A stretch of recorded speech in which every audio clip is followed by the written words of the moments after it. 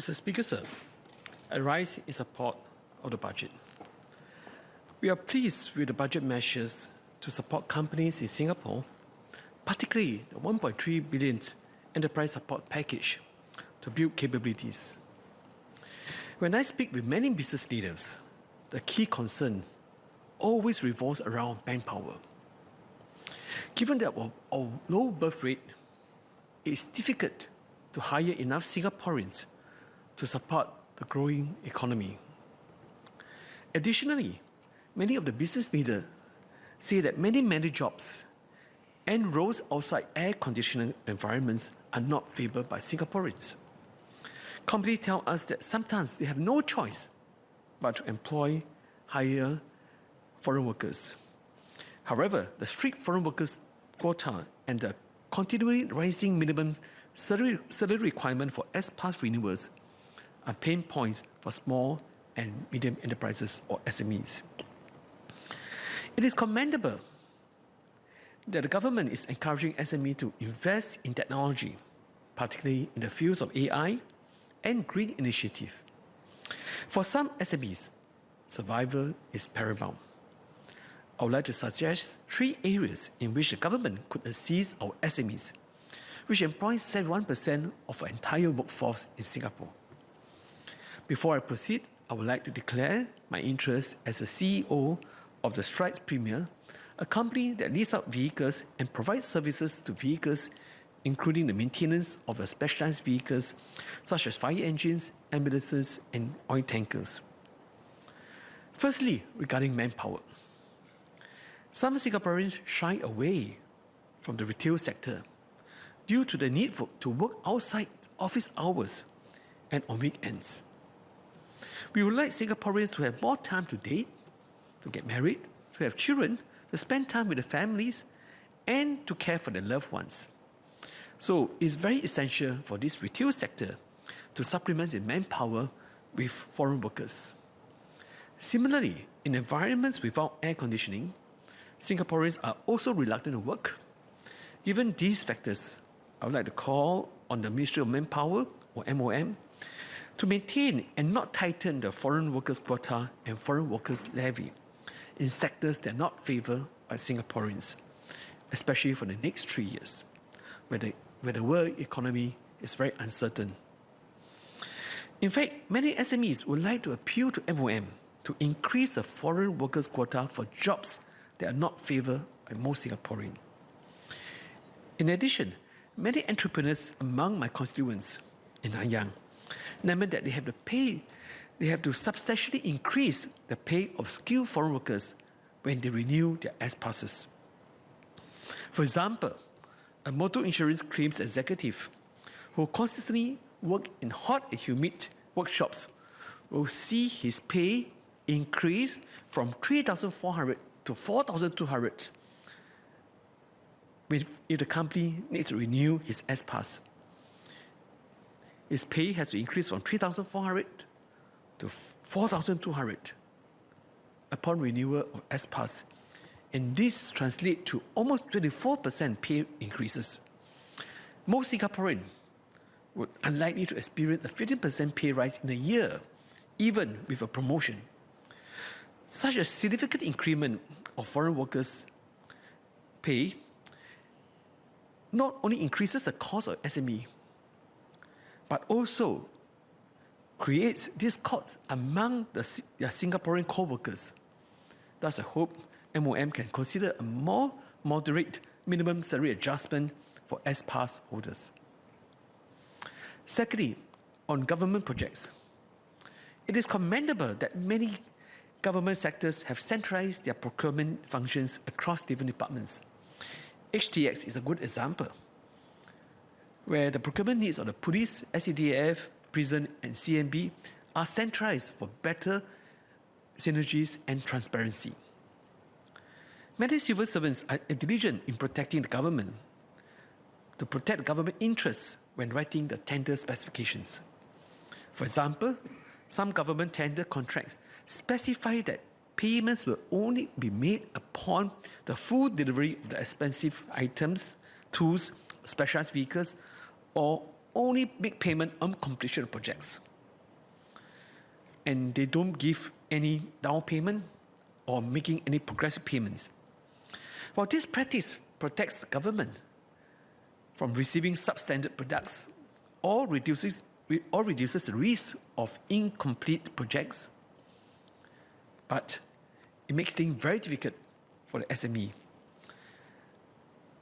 It's difficult for SME because with no down payment or progressive payment, it adds to the financing cost of the SME.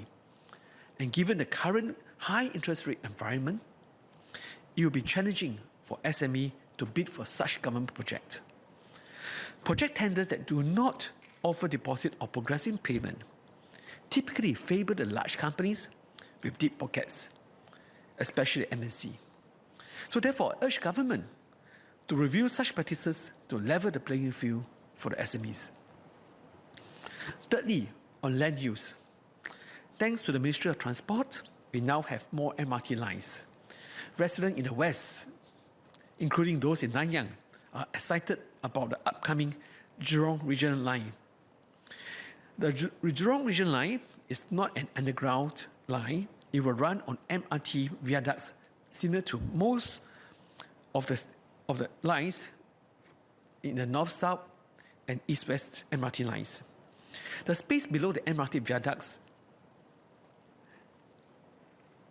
along the current MRT lines is not well utilized, unlike in other countries like Japan.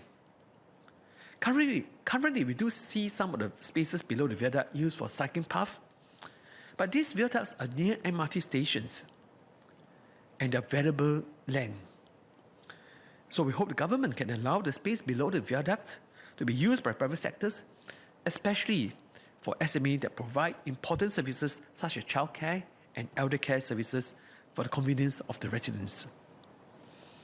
Mr. Speaker, sir, next I want to touch on the topic of CDC vouchers. I have spoken on this topic several times before in this House. Many residents, including those in Nanyang, are pleased with the 2024 budget announcement of the additional $600 CDC voucher for each Singaporean household. I have previously mentioned that CDC vouchers are a better way to help Singaporeans mitigate the impact of inflation on two aspects.